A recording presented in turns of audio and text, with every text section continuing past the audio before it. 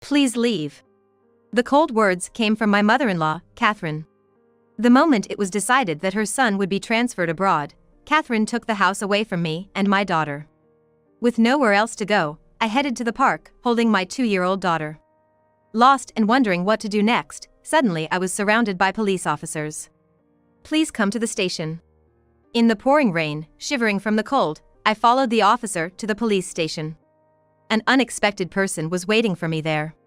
My name is Emma, and I am turning 35 this year.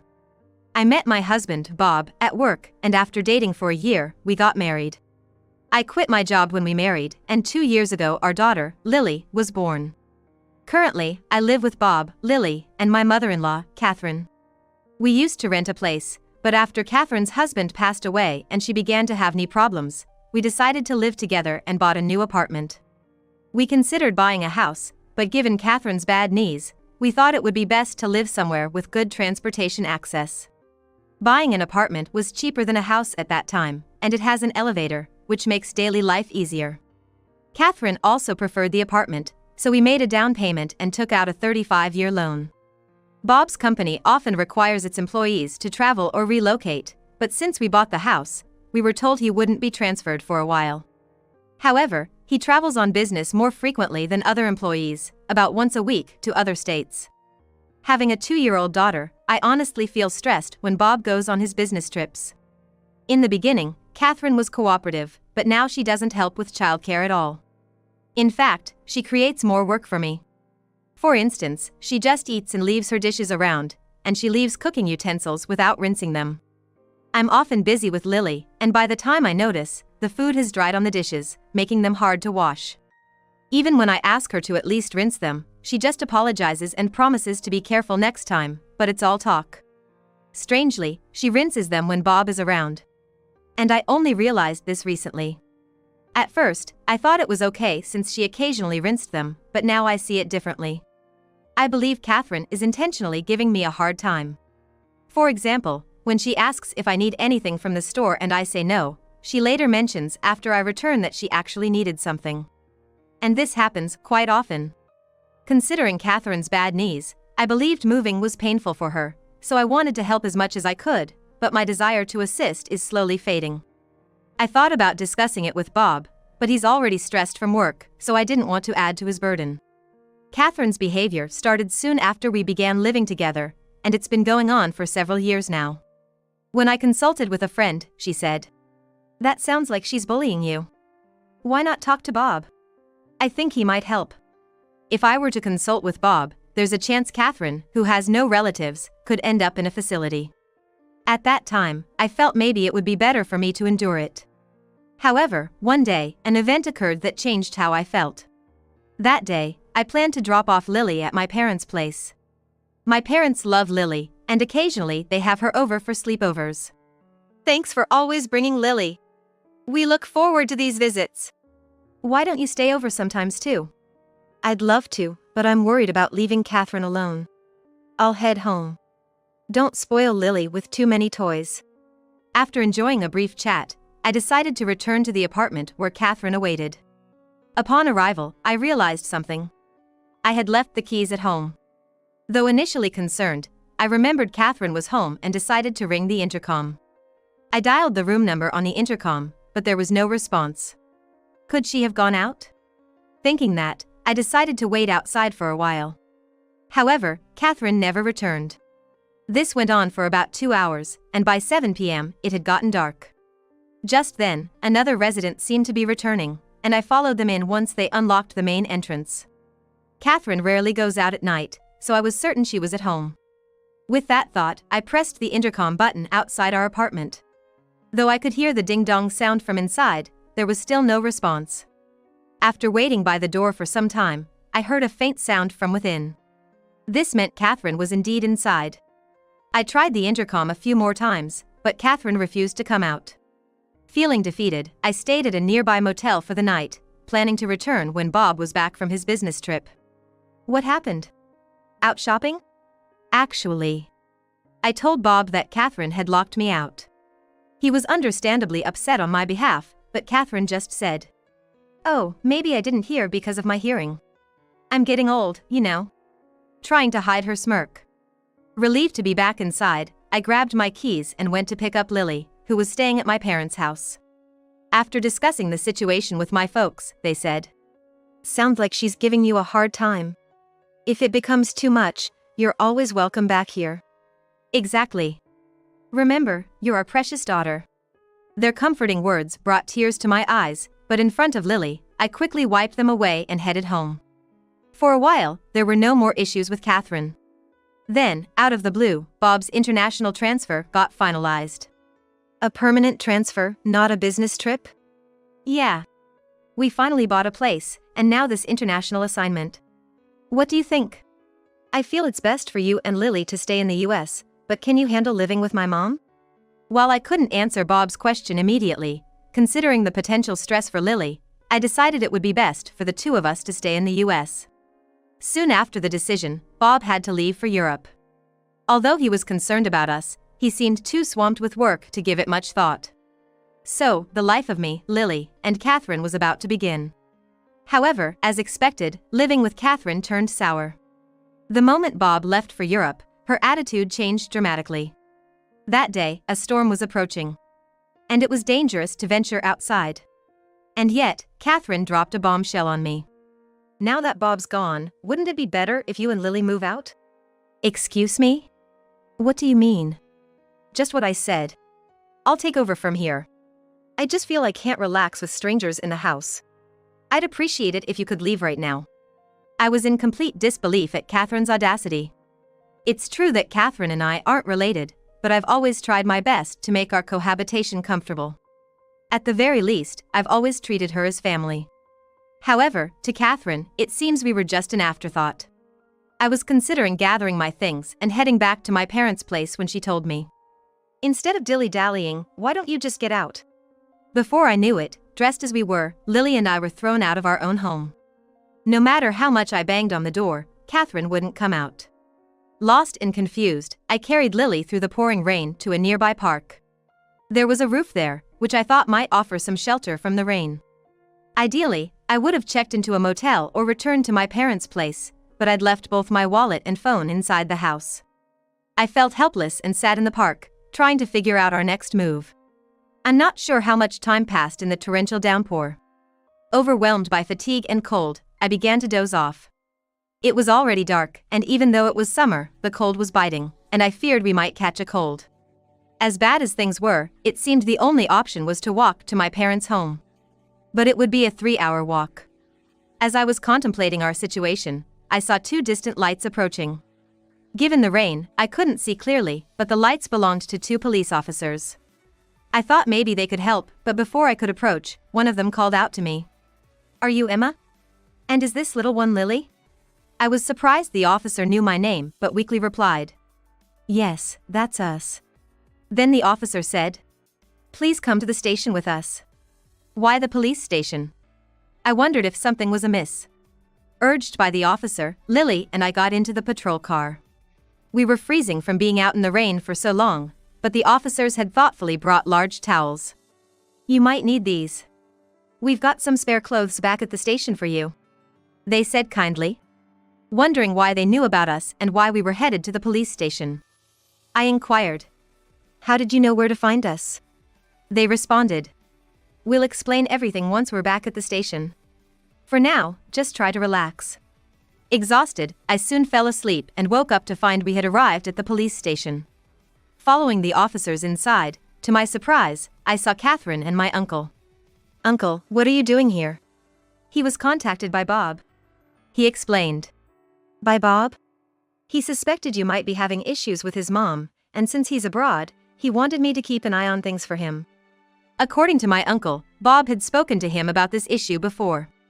He said Bob had requested him to keep an eye on things since he couldn't be there himself being overseas. It turns out he saw us in the rain earlier today. He was considering taking us in himself but thought Catherine's behavior was extreme, so he reported to the police. That's why the officers knew our whereabouts and came to get us. Catherine had also been asked to come to the police station.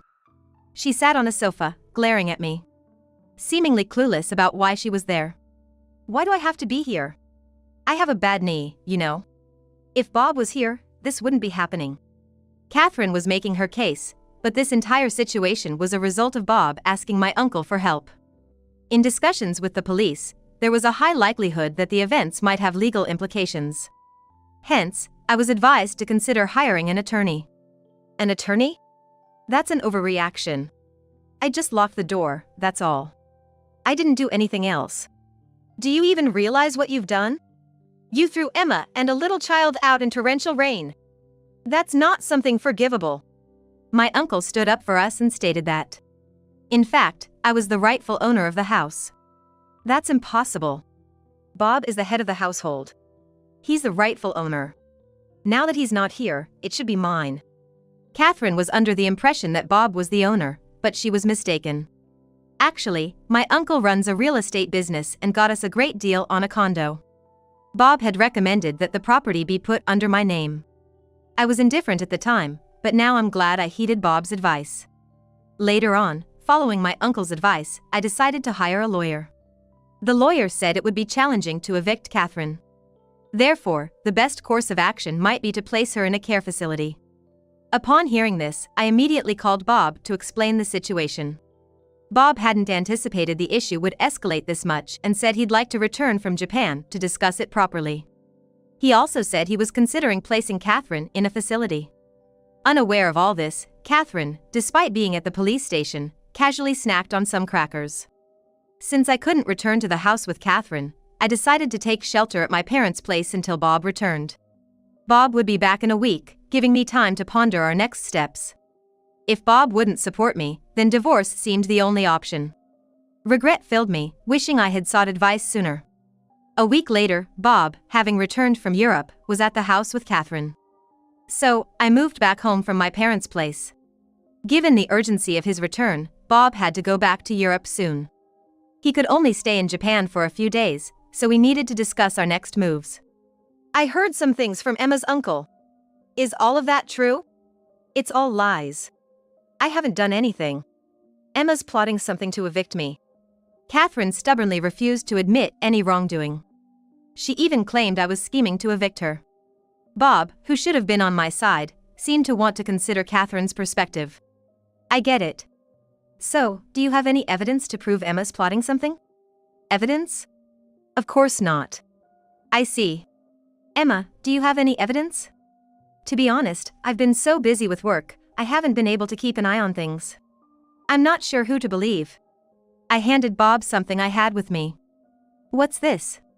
I gave Bob a voice recorder I had been using. It contained recordings of Catherine, who not only evicted me but also often berated me. When Bob played it, he heard Catherine's voice saying things like, "Such a worthless wife. I wonder why he even married you." Hearing this, Catherine quickly began to defend herself. This is taken out of context. Everyone has their moments, right? I was just frustrated at that time. But it was just this once. Even as Catherine claimed this, a barrage of recorded verbal abuses played from the voice recorder. There were countless instances, and even some which weren't captured on the device. Bob's hand, holding the voice recorder, trembled with tension and anger. Meanwhile, Catherine looked guilt-ridden. "Mom, what is this about?" Bob asked, but Catherine remained silent. "If you won't answer, then I assume this is all true. If so, I need to protect Emma and Lily. You understand that, right?" I had never seen Bob angry in all the years we've been together. Catherine, probably seeing this side of Bob for the first time too, looked frightened and shrunk back, unable to say a word. Afterward, there were several discussions until Bob's return to Europe. I asserted that I could no longer live with Catherine. Considering Lily's presence and not wanting a repeat of this event, I felt I wouldn't be able to handle it. Bob seemed to share my sentiment, leaning towards placing Catherine in a care facility. However, Catherine strongly opposed the idea, complicating the discussions. Regardless, I've decided to sell the house. So, you can't stay here anymore. If you don't want the facility, you'll need to find another place. How dare you decide this on your own? I won't allow you to sell the house. Catherine resisted the idea of selling the house, but it was a tough request to accommodate. That's because Lily and I had decided to move to Europe. Bob regretted not being more present for his family and wanted to be there for us moving forward. Although I was hesitant about living abroad, knowing Bob would be with us reassured me. Besides, Lily is only 2, and it would be good for her to practice her communication skills in Europe. Therefore, selling the condo, which still had a mortgage, was the only option. If we left it as it was, Catherine would have to cover the mortgage. Considering she's on a fixed income, she doesn't have that kind of money. Given her future prospects, someone should be around to assist her. Despite our efforts, Catherine was adamant about not moving into a facility. So, we had to forcefully place her in one. "I'm sorry, but I've got to head back to Europe. Could you handle any procedures required here?" Bob asked before heading back. With help from those around me, I managed to finalize Catherine's admission into the facility. The facility staff keep me updated on Catherine's condition, but it seems she's not doing well. It'd be one thing if she were just down, but apparently, she's been giving people there a hard time. Before heading to Europe, I went to visit her to see how she was doing. But she lashed out at me, saying, "What's the big idea? Why have you locked me up in this place?" She even vented her frustrations on the staff, complaining, "How can you expect anyone to eat this food? Isn't there something more flavorful? This isn't nearly enough. The bed's uncomfortable, and other residents keep making snide remarks. I'm gonna lose my mind in here." When I apologized to the staff, they were very understanding. "It's all good," one of the staff members assured me. "We see this kind of behavior often. Just leave it to us. We'll keep you in the loop, and if anything comes up, we'll give you a ring. So, don't you worry." Despite all the harassment I got from her, since we used to live together, I couldn't help but feel worried as I headed to Europe. Upon arriving in Paris, Bob met me at the airport and we headed to the apartment we'd rented. They say rents in Paris are higher than in Texas, but since Bob's company gives him an allowance for housing, we were lucky to find a spacious and affordable place. The neighbors in our building are super friendly and have been very kind to me, even though I don't speak French fluently. Yesterday, a neighbor shared some wine and cheese with me. In return, I gave them some mac and cheese. Meanwhile, I'm gradually learning French along with my daughter, Lily. I know there's a limit to self-study, so I've also enrolled in a language school. There are a lot of Americans there, many of whom, like me, are new to France. I've made some friends there and am really enjoying my life in Paris. Back in the States, I had to be always concerned about Catherine, which often prevented me from fully enjoying outings with friends. But here, I can indulge in leisurely lunches just the way I like. The only concern right now is Lily. She's still too young for kindergarten. Kids here usually start kindergarten the year they turn 5, so I hope she picks up enough French by then. Fortunately, Lily seems to be catching on pretty quickly. I'm thinking of getting a job once Lily starts preschool. Bob says he's okay with me staying at home, but living in Paris has made me want to explore more opportunities. Seeing how ambitious and confident people are here has ignited something within me. I've become friends with a waitress at a nearby cafe, and she hinted there might be a job for me there. That cafe isn't only popular among the American community, many of their customers are also learning English. There might be challenges ahead, but since coming to France, Bob and I have been communicating much better. I feel more confident in expressing my feelings, and I believe, no matter what happens, we'll face it as a family. Right now, I feel happier than I've ever been in my life.